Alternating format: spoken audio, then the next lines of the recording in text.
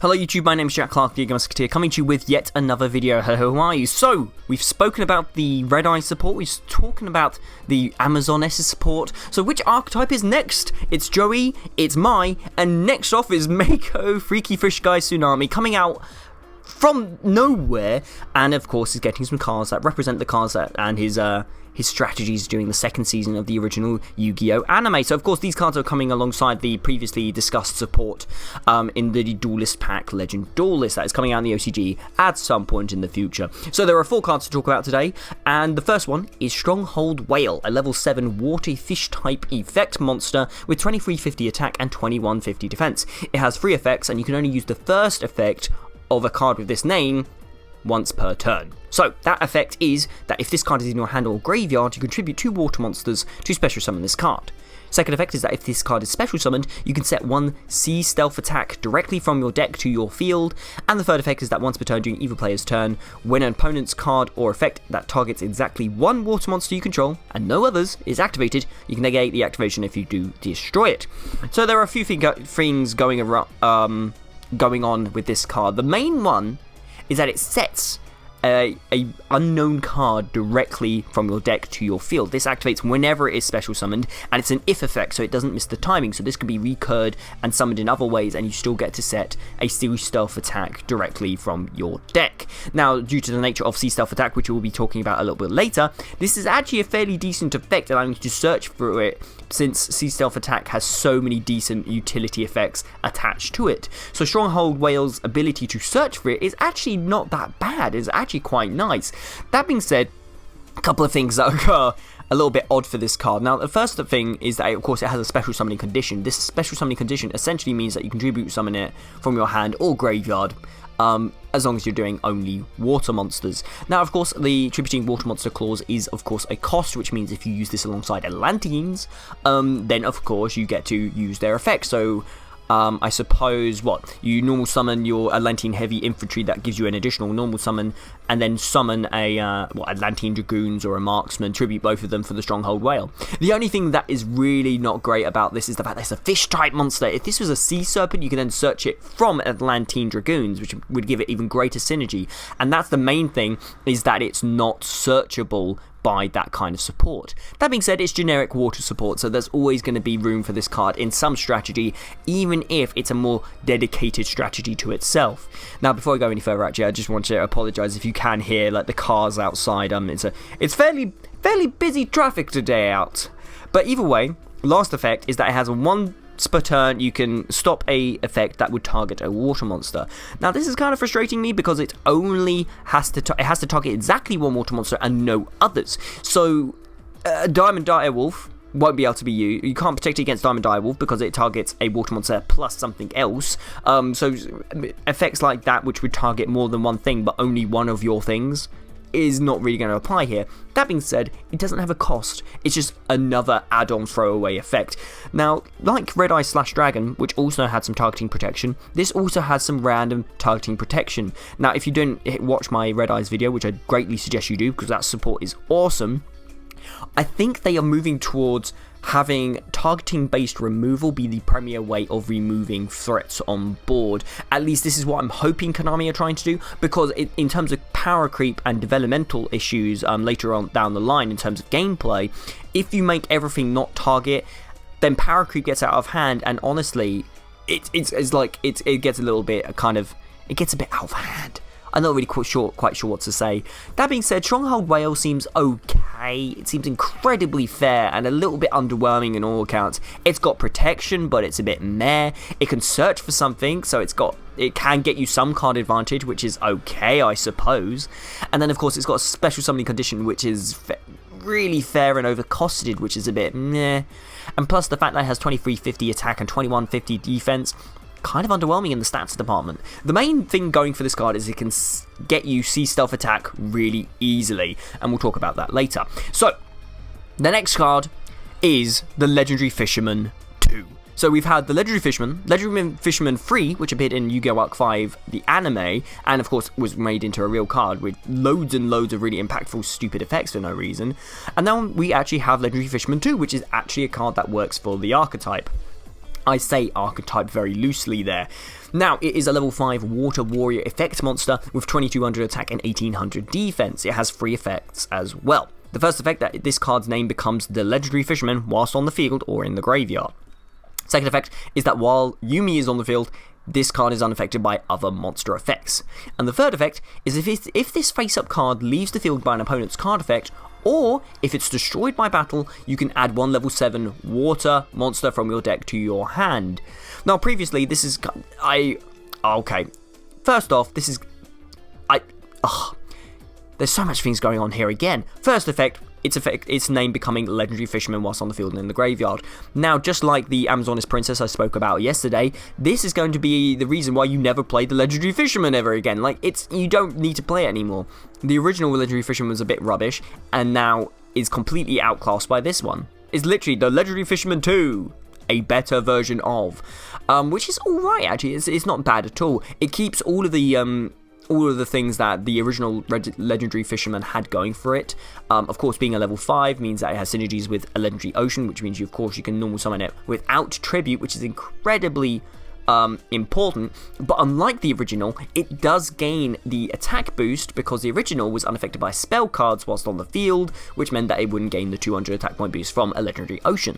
So if you have a Legendary Ocean on the field, which can be searched of course by terraforming and its own monster-based field searcher, a Warrior of Atlantis, then you can play a Legendary Ocean, then normal summon this absolutely for free for a 2400 attack point monster that would be unaffected by monster effects and has an effect that when it leaves the field if they get rid of it. So actually this is just value written all over it, which is actually quite nice. Now the first thing I said about the Stronghold Whale was that how it wasn't searchable because it was a fish. However, this gets to search for a level 7 water monster directly from your deck. Now, of course, in most cases you're just going to be going for Abyss Megalo, but I mean, having that option is good. But being able to search for the Stronghold Whale, especially considering the Stronghold Whale does have a very unique quality in being able to search for your Sea Stealth attack, means that this has a good interaction with the Stronghold Whale, and is what you would expect from an archetype.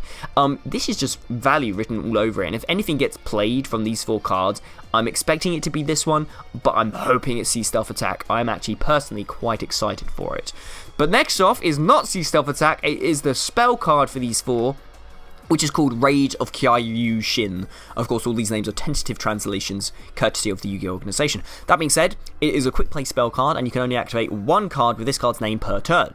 The effect is that if Yuumi is on the field, target a number of monsters your opponent controls, up to the number of water monsters you control, whose original level is 5 or higher. Then destroy as many of them as possible, the targets that is, and if you do, those monster zones cannot be used until the end of the next turn. So this card is very situational. I mean, you have to have Yuumi on the field, and you have to control at least 1 water monster whose original level is 5 or higher. Now, this isn't too hard to achieve. Of course, water monsters do have a plethora of high attack points and, of course, high level monsters in their repertoire, but this card does have a number of things working against it. The fact that it can only target monsters, the fact that Yuumi has to be on the field for this to even work.